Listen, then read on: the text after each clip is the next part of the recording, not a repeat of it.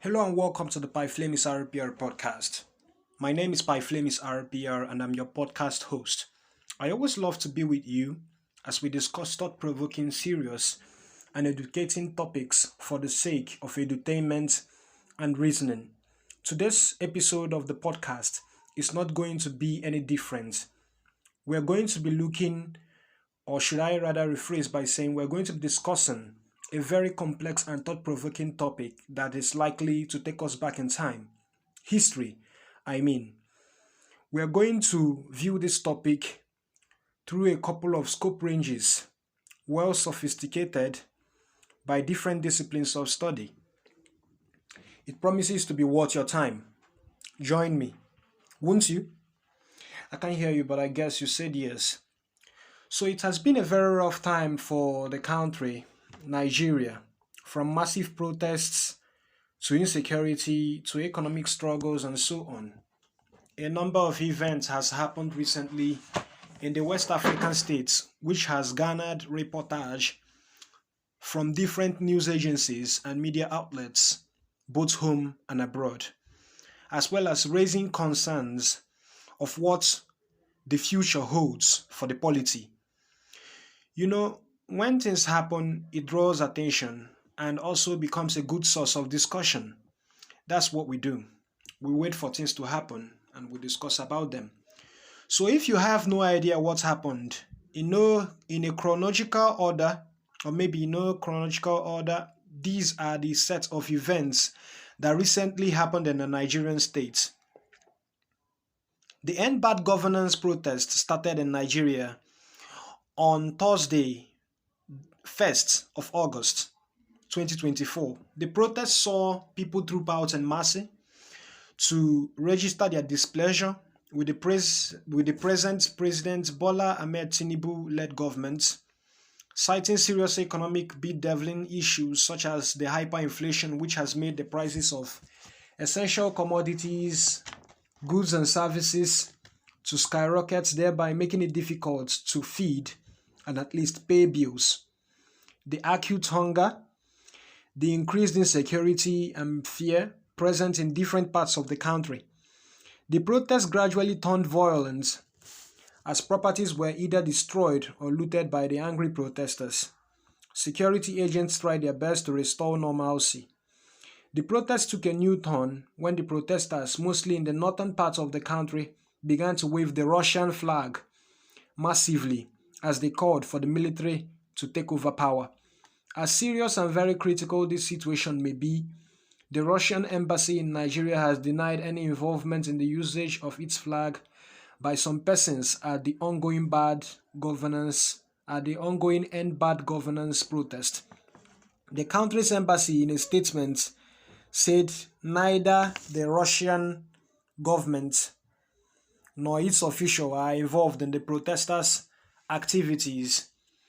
The embassy attributes the use of Russian symbols by the protesters to personal choices, saying it doesn't reflect any official policy or position of the Russian government.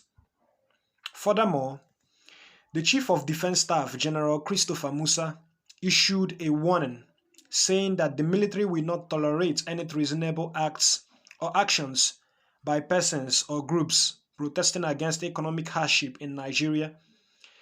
He said this after a Security Council meeting presided over by the President Bola Tinubu at the Presidential Villa, Abuja. On the part of what happens to be our subject of discussion, the massive call for a military takeover of power in Nigeria, as very serious this is. Now, it has drawn a number of reactions to it. To cite comments that matters to the conversation, the former chief security officer to the late military head of state, General Sani Abacha, and the 2023 presidential candidate of the Action Alliance, Major Hamza al-Mustafa, has condemned agitations for a military takeover in the country, stressing that military coup is a thing of the past that no longer has a place in Nigeria. To the best of my knowledge, this is his own opinion as it doesn't reflect the opinion of everyone. Now, in my very own fashion of asking questions in expectations for answers that helps me understand the situation, what really gave these protesters the courage to call for a military intervention? You know, you would agree with me when I say that hunger and being broke, as in being penniless, is a very bad thing. There is this crazy vibes hunger and being penniless gives. It's not just something to actually experience. I've been there. I don't know whether you have. Every human being must have been there. And as they say, a hungry man is an angry man. I am also yet to understand why there is this call for a coup, as in there is a call for a coup. Now, I amidst this call for a coup, what I think somebody in his right senses should ask is questions like, how ready is Nigeria for a military takeover? Would a military coup be a blessing in disguise to Nigeria? Is it time for the soldiers to step in and save the country from the economic situations bedeviling it? Is martial law the answer to Nigeria's problems? What I am going to do next is something sort of a very expository guide to the answers of these questions. Just keep listening. I have a couple of men who have earned my respect over the years. Some of them are teachers. I was opportuned to meet a man whom taught me economics,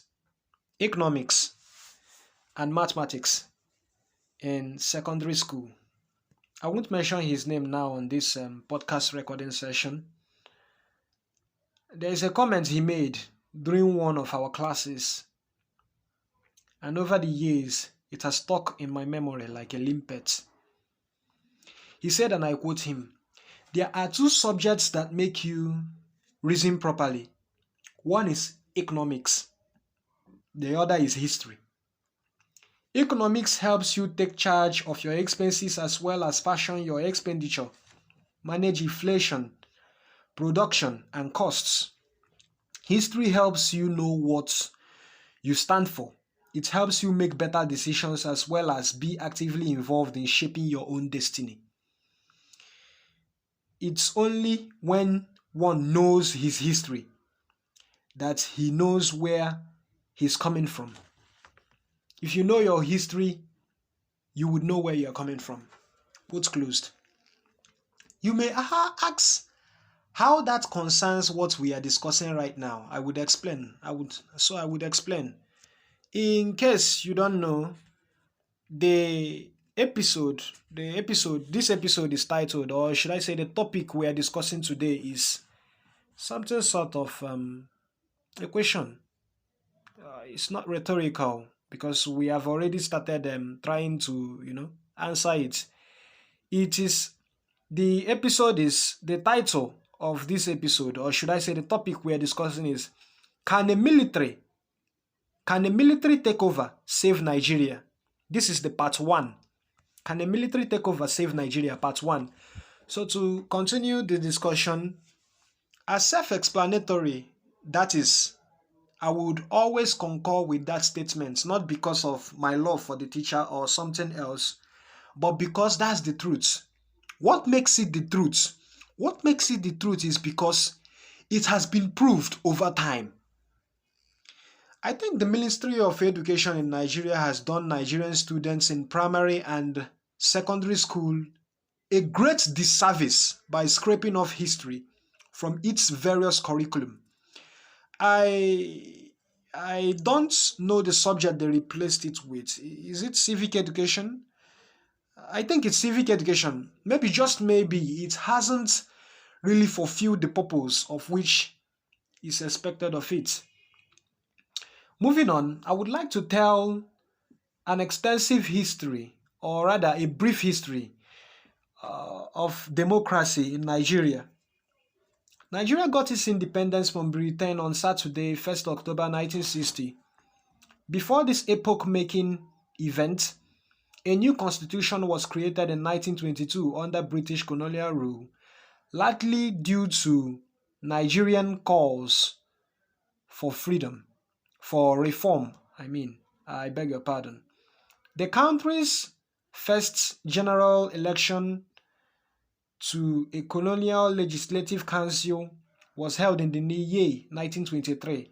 Civil resistance continued throughout the 1920s, led mainly by women and student movements. To cite a very important one, the Aba Women Riots of November 1929 saw protests by thousands of Nigerian women against the unjust rule of Warrant Chief tribal officials appointed by the colonial government. In the 1950s, another new constitution created a structure for Nigeria's federal government and paved the way for an end to British rule. In 1959 general election, the 1959 general election saw a victory for the Northern People's Congress, which formed a coalition government with the Southeastern dominated National Council of Nigeria and the Cameroons. This created the first ever Nigerian-led self-government which would steer the nation into independence in 1960. Sir Abubakar Tafawa Balewa served as Nigeria's first and only Prime Minister, and Nnamdi Azikiwe became Governor General. By the first 3 years of independence, Nigeria was a constitutional monarchy, with Britain's Queen Elizabeth remaining as the head of state.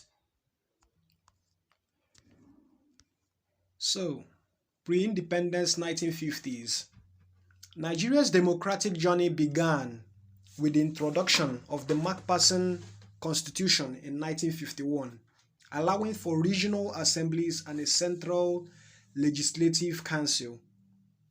First Republic 1960-1966 to 1966, Nigeria gained independence in 1960, adopting a parliamentary system with a prime minister and regional governments. However, political instability and military interventions led to its collapse. Then we had military rule, which lasted from 1966 to 1979. We had the Second Republic, 1979 to 1983. We had a very long military rule that lasted from 1983 to 1999. Then a Third Republic, which has lasted from 1999 till date. Nigeria has experienced a number of 10 military coups since gaining independence in 1960. Six of these military coups were successful and 4 were unsuccessful. In case you don't know, I am an Igbo man. I understand and speak Igbo language fluently. There is this saying that comes from my place and it goes like this. Nwata hu ogu eboro ebo, ogu agụọ ya. Don't worry, I will try my best to translate to English if you don't understand Igbo language. I know a whole lot of people listening to this podcast. I want to specifically use a little time to thank them. My ever loyal listeners who are listening to me whenever I release an episode. Now to maybe translate in English, it goes like this. A child that sees a fight that just got separated wishes to fight. You may not understand what this saying, or should I say this Igbo adage means, but I will explain. It simply implies someone who maybe witnessed a dangerous battle or encounter between two parties or people that just ended in a negotiation, just wishes to be among one of the parties, There is just this overzealousness to fight or just be in such a situation and, show what he or she can do. Most times, this person wouldn't consider the risks involved, but he or she would just keep considering the benefits such as such an event may give. The reason for me trying my best to explain what that adage is to tell you is the best of my knowledge. The reason for me trying to explain what that adage means is to tell you, to the best of my knowledge and research, the history of each and every 10 of Nigeria's military coups. The first military coup in Nigeria happened on January 15, 1966. This coup was led by Major Chukwuma Kaduna Nzogwu. It overthrew the government of Prime Minister Abubakar Tafawa Balewa and also led to the assassination of a whole lot of people occupying important offices in the Nigerian military, civil service, and political class. It was bloody. It's this coup that brought in the chaos that followed and brought Major General Johnson Thomas Omonnakwe Aguiyi into power. Sadly, he ruled for only but 6 months before being overthrown in a bloody counter coup, which happens to be the second. He was now replaced by Yakubu Gowon, beginning almost a decade of rule by a Supreme Military Council, in quotes. Before Gowon became the head of the Supreme Military Council, in quotes, Lieutenant Colonel Odumegwu Ojukwu was the military head of Nigeria's Eastern Administrative Region. Due to the civil unrest and pogroms of the Igbos in the north, and also the humiliation and annihilation in the west, in 1967, Ojukwu rejected Gowon's administration and led the Eastern Region's secession, declaring himself President of the Republic of Biafra. A brutal civil war that lasted for 3 bitter years and unleashed famine, death, destruction, and disease in the southeast followed. Estimates shows that 5.3 million lives were lost. It would be very important to note that both sides were armed and supported by foreign actors interested in the future of the oil-rich country, with Britain arming the Nigerian military government, while the Biafran side relied on brilliant improvisations and intelligent ingenuity, plus the little help it received from countries whom saw their quest as one worthy of support. The Nigerian Civil War, otherwise known as the Biafran War, had an enormous impact both in Nigeria and internationally. It has also influenced the country's history ever since then. In 1967, Nigeria was divided from 3 regions into 12 states in an effort to strengthen the central power in Lagos and undermine the future secession attempts. In the year 1970, Biafra surrendered. We'll end this episode here and await the part 2, where we will continue to discuss the coups that has happened in Nigeria. Out of 10, we have discussed 2. Good. Remember that you can listen to the Pyflemis RPR podcast on different platforms, which include Spotify and Spotify for Podcasters.